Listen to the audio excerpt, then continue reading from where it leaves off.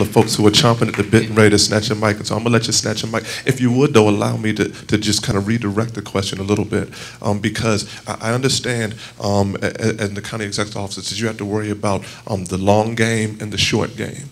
All right. Now, the long game we understand is education. The long game we understand, but I'm concerned about the fact that if we focus and we deal with the long game, but have no plan for the short game of those young people who are already out of high school, who don't have jobs and don't have skills, then we're going to deal with some crime issues as we move forward, because we're dealing with a whole population of young people in this community who have no marketable skill except for to do whatever they need to do. And so if I can have you all, at least as you're talking, kind of at least deal with us also on some of the short run kinds of pieces we need to deal with as well. Thank you, and I'd like to speak to that. One of the problems that we are facing is that everybody up here want to be the superintendent of schools. County executive is more than schools, and we have to deal with our schools, but also we have to deal with encouraging employment to come here. If you look at Baltimore City, who has an issue with schools, they're having major development occurring. If you look at Washington, D.C., the same thing.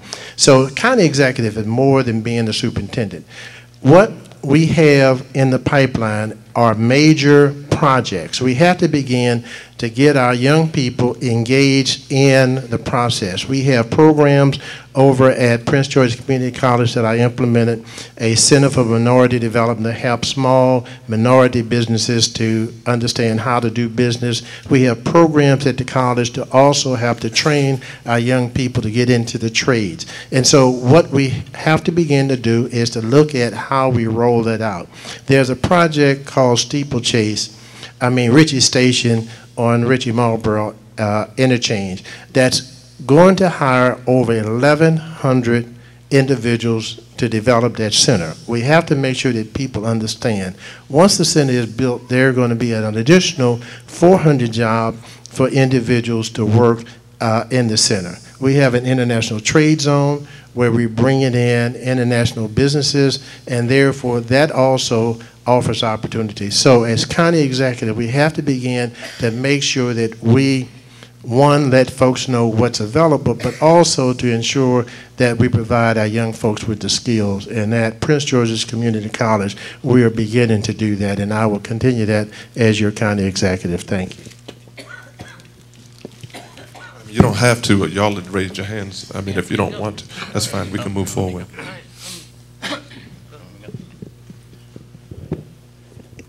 Let me start off by saying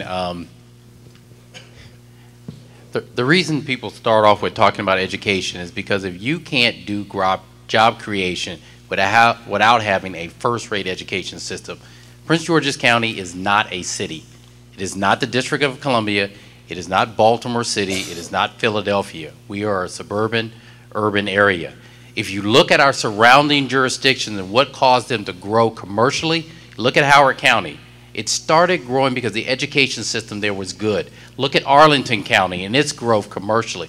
It starts with your public education system, because businesses are not going to invest millions of dollars in places where the workforce is not ready, where the education is not up. You don't invest in that. So that's the first thing you have to get straight.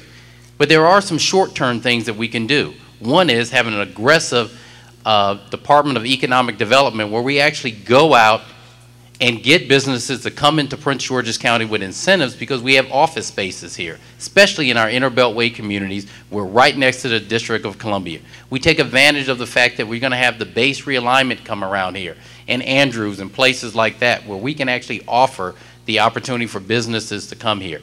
The other is we do, and Delegate Levi says this a lot, but she's right. You've got to grow the businesses that we have here. We need especially small and local and minority businesses that don't have the contracts, that do 90% of their work in the District of Columbia. We've got to make sure that those folks are actually doing work with Prince George's County, with Maryland, and we're helping them to get work.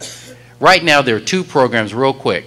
In Montgomery County, but in Baltimore County, their Department of Economic Development, David Iannucci, who lives in Prince George's County, is aggressively taking every business in that county and helping them to grow contracts, and jobs. Why? Because he wants them to hire more of their people in Baltimore County.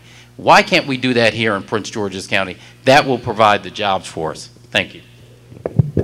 Thank you so much. Okay. Okay. Oh, I'm sorry. Okay. I was going to answer. I was just waiting my turn. You know, I say this a lot. First of all, job creation is not easy. The president is having one hard time trying to spur job creation, but I also always say we have to grow some things from the ground up and attract some things here. And in terms of attracting some things here, you've pointed up the issue. We've got to improve our magnets, which are education and the perception of education, perception of crime. In terms of growing things from the ground up, we have to use what we have here. We have over 40 federal labs and research institutions in our area.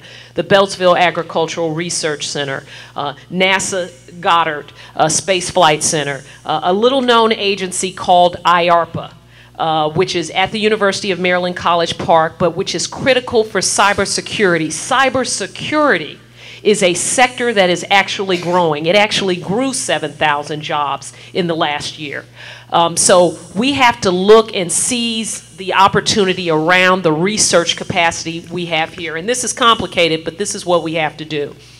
When you go along Route 270 in Montgomery County, you see all of those biotechnology, health, companies there dotting the freeway. Where did they come from? They come from great ideas that start in research labs that entrepreneurs and others have taken to the private sector and built businesses and jobs around them. When the president talks about innovation, that's what he's talking about. We've got to grow that and drive that from the ground up. And that's what we have to do to be competitive, not only here in the county, but in the region, the state, and globally. That's what we have to do. Many of you drive, I'll give you an example. Many of you drive around with GPS systems in your car. Much of that research, the research for those GPS systems were done right at Goddard Space Flight Center. Those are we've got to take that research and build businesses around them here. That is the future of job creation in our area. In the more short term, we also have to look at access to capital for small businesses as they are trying to grow, and that's something that government can help with. Wonderful. Now, I am going to continue my little lightning round. It didn't move so lightningly. But before we go to our lightning round, I want everyone to answer this question. It is from Blaze Jordan. He's a student. He says, my name is Blaze Jordan, and I am a member of Community of Hope and a student at Benjamin Stoddard Middle School. What are your plans to make schools less crowded? Excuse me, where's Blaze at?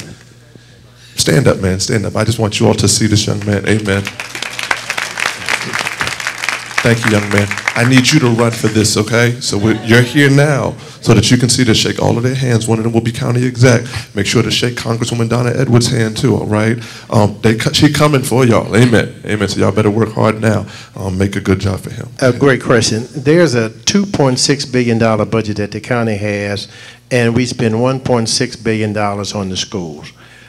What the county executive will have to do, and I will do as county executive, to work closely with the school board and the superintendent, because this system is separate and distinct from the county. It's a state-controlled entity. But we have to begin to work with the superintendent and the school board to begin to redirect the resources. We have seen an increase in middle management and upper management in the schools, and not enough in classrooms.